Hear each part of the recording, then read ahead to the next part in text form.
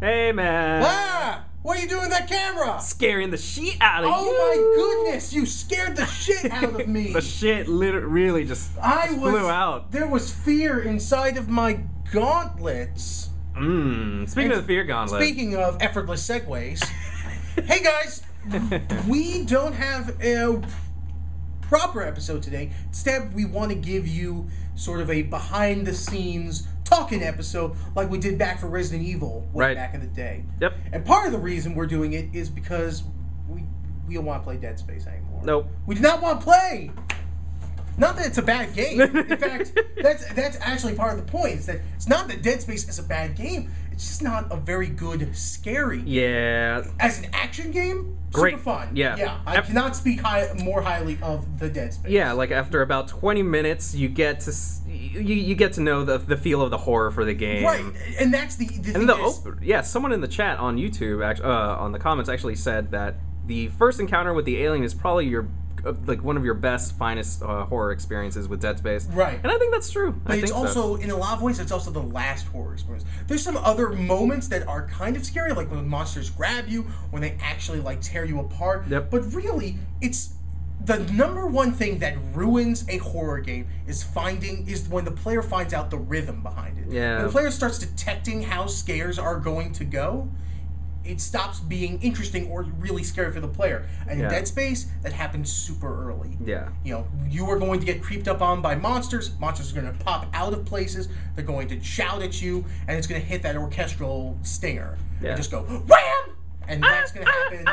And that's going to happen. Violins all the time. And that's going to happen for like 10 or 12 hours. And then when we originally made that tier list, I mean, I never played either Condemned or Dead Space, but I thought... I just assumed, well, you know, space aliens, hobo drugs. I mean, they're basically the same. I thought the other way around. I thought Dead Space 1 was going to be more methodical and slow paced, and I thought Condemned was going to be the action game. And that's actually something you'll see in other places in the list. Like, if you looked at the tier list that we show in the intro of every episode, you're going to see that one of the highest games on that list is Resident Evil 4. Right.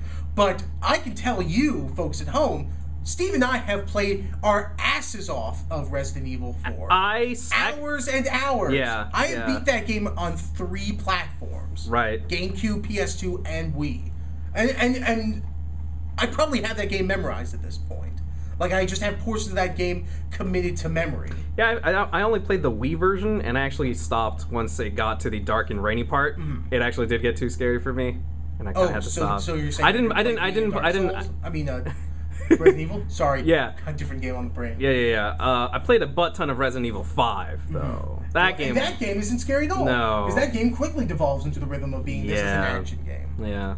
I don't know, but I was a lot younger back then, so... Yeah, and that tier list is actually super crazy, because that tier list is essentially the product of Steve and I just saying, what are scary video games we can think of? Right. Because part of the big thing on this list is that we've not played every single game on it. In a lot of cases, we are literally just throwing darts against a board, so to speak, on how we think these games should be ordered. Yeah. And a lot of them are based on sort of the ways in which those games have been represented in the video game community at large. Right. Because, like, we don't have any sense of if Condemned was going to be a scary game. No, we assumed Resident Evil 1 was going to be a total joke. Right. It ended up not being a total joke. It ended up being a frustrating and very messy joke. Yeah. But the scares that were in that game were effective at points. Especially in that first episode where you get the dogs jumping out. Yeah, I know. And that's just basically the result of us... You know, that's just good luck on our part, but it also means that a lot of the tiering decisions we made at the beginning of this show aren't necessarily going to be reflective of how we feel about each game, if we get to the end or not. Yeah, and that's why, we wanted to do these little kind of behind-the-scenes videos to just kind of... Because the prevailing thought behind this show from the beginning has been, we play a game until it stops being scary. Yep. Condemned was the winner. It was scary the entire way through. In Dead Space, I knew what was going on, and Steve, you was playing. That was my first time playing through. But did you get this? How'd you feel when you were playing Dead Space? That's me blowing up a bottle there. Yeah, very good. Yeah, seriously, like after that 35 minute mark, I was just like, okay, it's a great action game, but I could play this on my own. I can play this at night and be okay. The best horror games are still scary even when both of us are playing them. Yep, I think that's true. I'm really Resident hoping... Evil, the Dog in Resident Evil 1, the best moments of Condemned, still work. Yep. Still scary. And Dead Space is not scary. Nope. So yeah. Let's see, what else can we... I mean, so we're moving on from Dead Space. We're trying to do Clock Tower on the Super Nintendo. Yeah. Because that will be a really weird one. It would be. Because one of the things we've not dealt with are, like, super... games older than the PlayStation. Our cutoff point has essentially been... The oldest game on this list is Resident Evil 1. But the idea that there were horror games on and around that time and on other platforms, geez, that's super interesting. Yeah. And we've got other weird games like that coming up. We've got adventure games like Phantasmagoria, and we've got more kind of action games on the line with Call of Cthulhu and whatever. Yeah, I'm really putting my guns on Fatal Frame. I'm really hoping that one is a slow. It's probably going to be a slow burner, kind of like Pokemon Snap. Kind of like Pokemon Snap. Yeah. Slow burner. Oh man, Pokemon Snap. Up. I mean, Pokemon Snap is already terrifying. Yeah, it is. Threw that ball, that Charmeleon, and he fell into lava, and then, oh no, it's a Charizard! That's true, yeah. And they can only say their names when they talk. That's pretty fucking scary. Yeah, just like Mike Jones. He's the people's champ. Alright, then. Mike Jones! Mike Jones. What else do we have to say about Fear Gauntlet right now? Because we just have to figure out how to get a copy of Clock Tower. Yeah, that's probably going to be the and how to big get one. a copy of Phantasmagoria, and how to get a copy of Fatal Frame. Yep. Top of this list, super easy. I already own Amnesia. I bought it ages ago. Yep. I didn't play it. It was too scary. I just played the Quick Look, and the Quick Look was pretty Scary. pretty creepy, yeah. So I can't wait for that, too.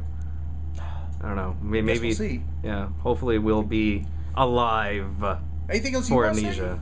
Wait, what? Anything else you want to say about Fear Gauntlet coming up? I don't know. I think we wrapped it up pretty okay.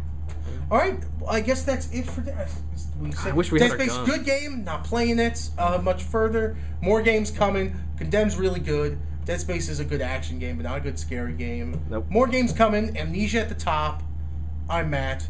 I'm You're Steve. And you're Steve. Uh-huh. And I'm Matt. Bye, And you're Matt. Steve.